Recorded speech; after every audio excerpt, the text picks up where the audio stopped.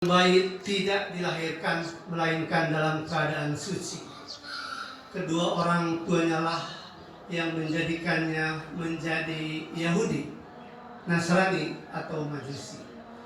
Di dalam hadis ini menarik sekali dikatakan bahwa fa'abawahu wa yuhawwidanihi, Yahudi menjadi Nasrani dan menjadi Majusi. Kalau kita telusuri, kaum Majusi adalah kaum atau bangsa Persia yang hidup di abad 6 sebelum Masehi. Mereka termasuk juga kaum Zarathustra, Zoroaster, kaum penyembah api, dan api itu tidak padam beribu-ribu tahun lamanya.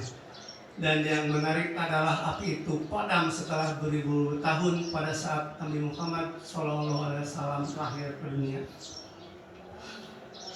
Allahu Akbar, Allahu Akbar, Allahu Akbar, Allahu Akbar, walillahil hamd. Ma'asyiral muslimin wal muslimat rahimakumullah.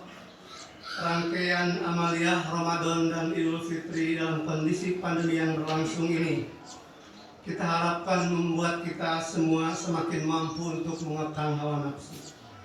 Nafsu untuk mengejar harta dan tahta, nafsu untuk mengejar jabatan dan kekuasaan, nafsu untuk saling silang pendapat, nafsu untuk saling menyalahkan, nafsu untuk melakukan korupsi dan kolusi, melakukan kebohongan, menyebarkan fitnah dan mengadu domba sesama. Wabah COVID-19 juga menyadarkan kita bahwa kita sebagai manusia, bahwa di atas kita ada yang jauh lebih berkuasa, yaitu yang Maha Kuasa, Allah Subhanahu wa Ta'ala, Tuhan pemilik semesta alam. Malapetaka COVID-19 ini memperlihatkan bahwa tidak ada manusia yang harusnya jumawa, karena ternyata tidak ada yang memiliki kemampuan, bahkan negara adikuasa sekalipun, di dalam menanggulangi wabah yang menular dan mempapar di seluruh antero planet bumi ini. Padahal ukuran virus corona sangatlah kecil, meskipun memiliki daya binasa yang luar biasa. Ukuran dari virus corona adalah kira-kira 50 sampai 140 nanometer. 1 nanometer adalah 1/1000 juta meter. 1/1000 juta meter. Jadi kalau 100 nanometer rata-rata ukuran dari virus, maka berarti ukuran virus ini adalah 1/10.000 meter.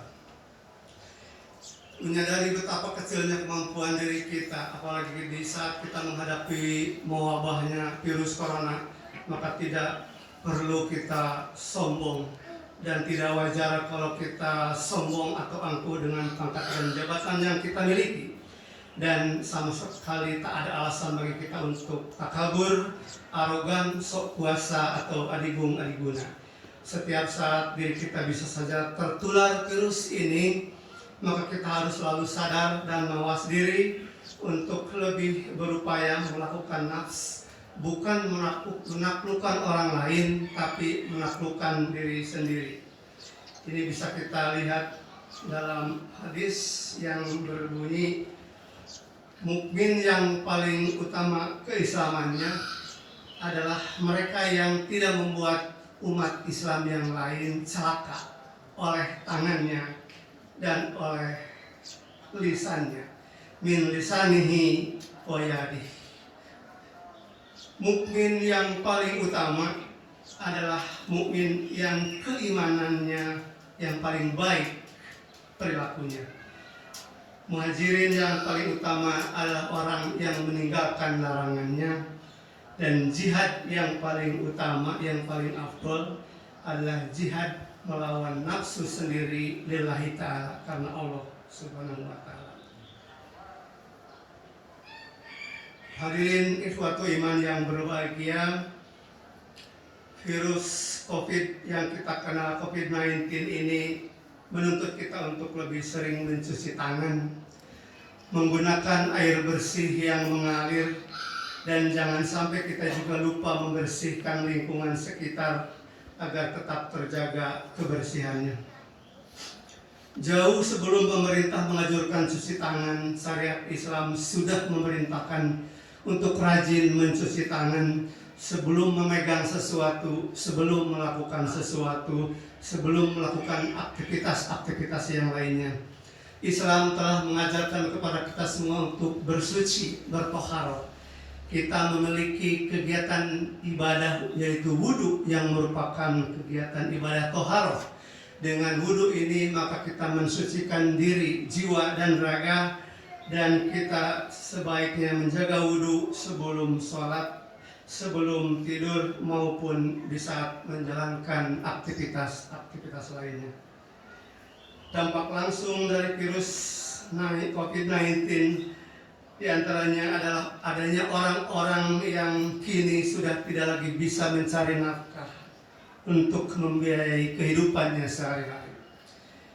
Bagi orang-orang yang mampu dan memiliki keleluasaan rezeki, tentu ada baiknya apabila kita memberikan bantuan berupa sembako atau berupa bantuan finansial keuangan yang merupakan bentuk kepedulian kita atau solidaritas kita kepada sesama.